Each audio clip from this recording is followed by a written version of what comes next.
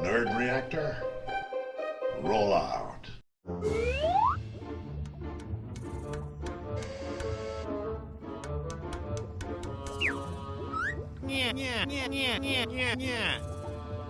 It has been said many times that 3D platformers are a dying breed, but a group of ex-developers from Rare and thousands of Kickstarter backers would beg to differ. Yooka-Laylee is the debut title from studio Platonic Games, with the goal to bring back the platforming genre made popular during the Nintendo 64 era. With a colorful cast of characters, hundreds of collectibles, and lots of jumping, it's time to find out if the collectathon platformer translates well to this generation of gaming. In case you couldn't tell by the title, logo design, and the wisecracking sidekick, Yooka-Laylee is a spiritual successor to Banjo-Kazooie, a game by Rare that fills the hearts and minds of many 90s kids with pure, joyous nostalgia. Yooka-Laylee's developer Platonic is made up of key members from Rare's glory days, and this becomes apparent when you realize just how flawlessly the game translates elements from Banjo-Kazooie, starting with the story. It begins with an introduction to the game's antagonist Capital B, a corrupt CEO who intends to steal all the world's books for profit. As a result of getting their books stolen by Capital B, a chameleon named Yooka and his bat sidekick Laylee make their way to his corporation called Ivory Towers to foil his evil plans once and for all. Sprinkled upon this simplistic story is cheeky British humor, terrible puns, and some subtle or not so subtle innuendos like the snake named Trouser. Ivory Towers serves as the game's hub, transporting you to different worlds via books. However, the hub has its own enemies and puzzles in itself, with most areas being closed off until you collect new powers by visiting the aforementioned worlds, ranging from lush, green, floating isles to a bright and colorful casino. You will never come across two worlds that look even the slightest bit similar. One of the most noticeable perks of developing a 3D platformer for the modern generation is making these worlds bigger than they could have been on something like the Nintendo 64. There's even a feature where you can expand worlds by collecting a certain number of pages, which are the game's key collectibles. Expansions can be as obvious as adding more to the map, or unlocking indoor areas hidden under lock and key. There are about the same number of levels in Yooka-Laylee as there are in Banjo-Kazooie, but the expansion feature adds an even greater amount of content for completionists. It took me 20 hours to beat the game's story without getting 100% of the collectibles, but I know another fellow reviewer who logged in a whopping 68 hours, and they didn't even collect everything yet. As stated previously, pages are the key items in Yooka-Laylee and are used to unlock new worlds, expansions, and you'll need to collect 100 of them to get to the game's final boss. You receive them by completing puzzles, challenges, and bosses within the worlds. Much like the worlds themselves, there's great variety to the minigames used to win these pages. My favorite one being the minecart challenges, where you have to collect a certain number of jewels through classic 2D minecarting. These are the same people that made Donkey Kong Country after all.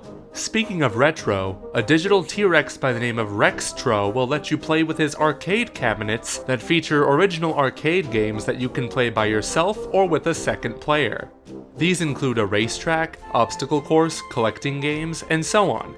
Although it's times like these where I wish the game was running at 60 frames per second, since reaction timing is key with the fast-paced sections like the minecarts. Yooka-Laylee runs on the Unity engine with 30 frames per second on consoles, which is fine considering platformers don't require a high frame rate like online shooters or hack-and-slash games do. Even though the frame rate dips occasionally, it's nothing too game-breaking. Visually, it has the aesthetic of an animated film with gorgeous lighting, but some minor low-res textures which you won't even care to notice. I also came across some strange glitches that were amusing at best, like water disappearing out of nowhere.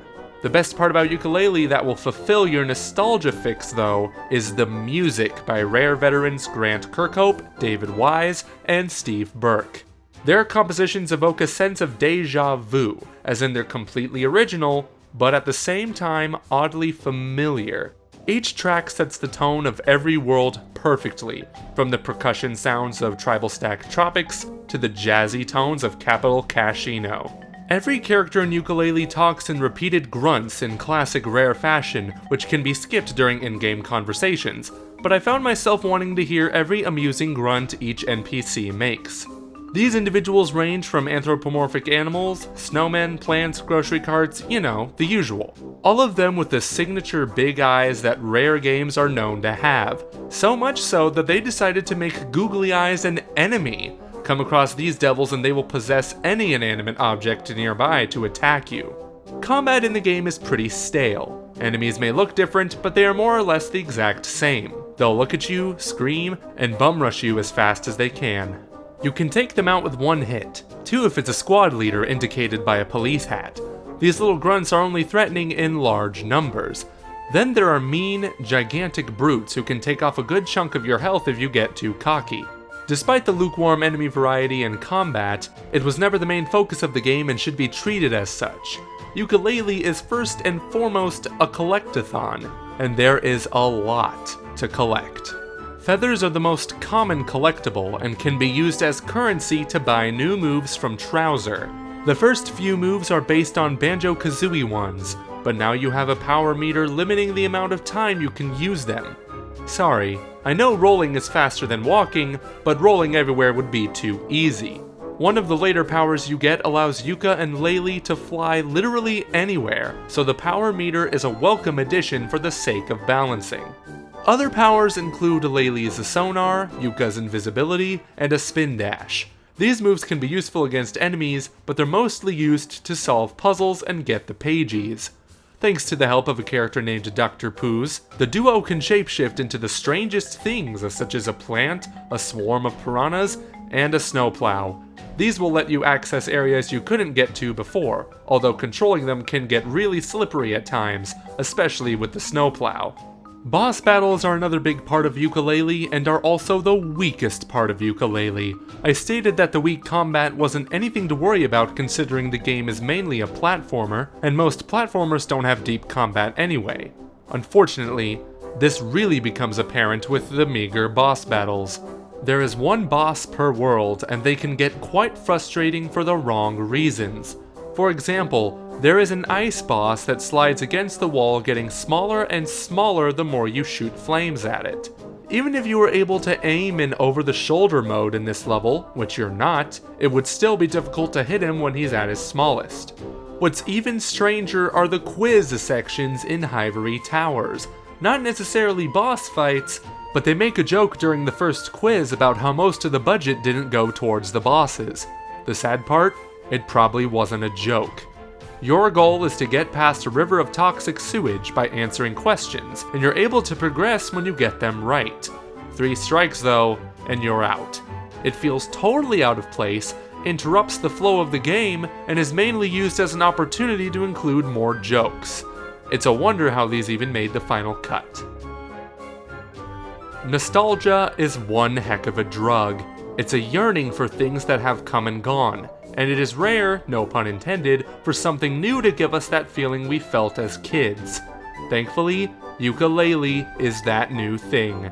Having played Banjo-Kazooie again recently, Yooka-Laylee feels exactly like that game, pros and cons included.